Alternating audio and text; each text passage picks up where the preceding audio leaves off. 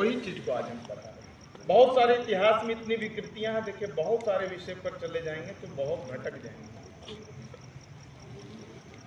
1 जनवरी में कोई भी तर्क, कोई भी प्रमाण, कोई भी सांस्कृतिक गौरव हमको दिखाई नहीं पड़ा। हम लोग इसको मान लेते हैं, हम लोग तो कुछ भी मान लेते हैं। जब हिसाब नहीं बनता है तो मान लेते हैं कि इसका मूलधन 100 रुपया, मानते हैं कि इसका एक्स वैल्यू है। हम लोग टीचर गणित के रहते हैं, पढ़ा के उसका वैल्यू निकाल देते हैं। Left hand side equal to right hand side सिद्ध कर देते हैं। सबकी शुरुआत वैदिक गणित से हुई। जिसने वेद को पढ़ा, संस्कृत को पढ़ा, आज भी इतने सारे सूत्र हैं संस्कृत में, श्लोक में, कि अगर हम पढ़ेंगे तो एक से एक चीज का हम विकास करते चले आ रहे हैं।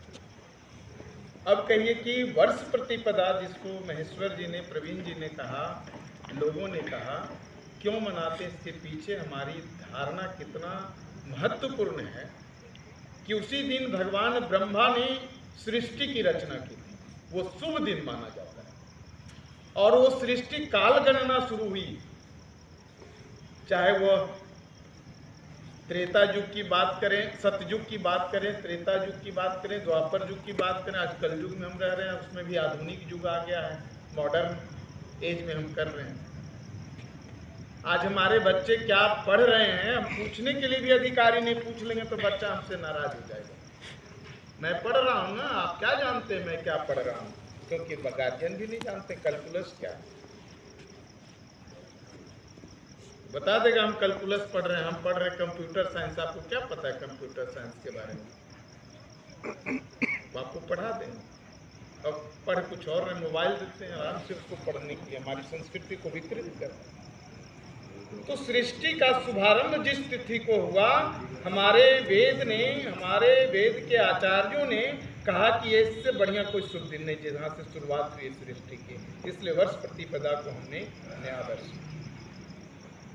विक्रम संवत, हिंदू सम्राट राजा विक्रमादित्य, जिन्होंने शक पर विजय प्राप्त करके, शक भी एक आक्रमणकारी था, भारत पर आक्रमण करके शासन कर रहा था, उस पर विजय प्राप्त राजा विक्रमादित्य ने किया था और उस दिन से शक संवत की शुभारंभ हुई।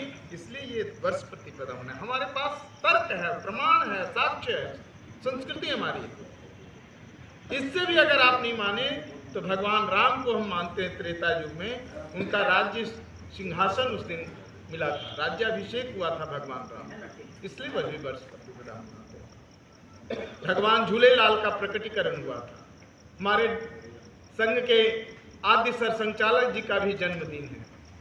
बहुत सारी चीजें हैं जो कि वर्ष प्रतिपदा प्रमाणित करता है कि हमारा संस्कृति का वो नववर्ष है। ऋतुओं का राजा वसंत का आगमन हुआ, वो प्रतीक है वसंत ऋतु का आगमन, इसलिए हम उसको नववर्ष कहते हैं। अब हम सब मिल कर करके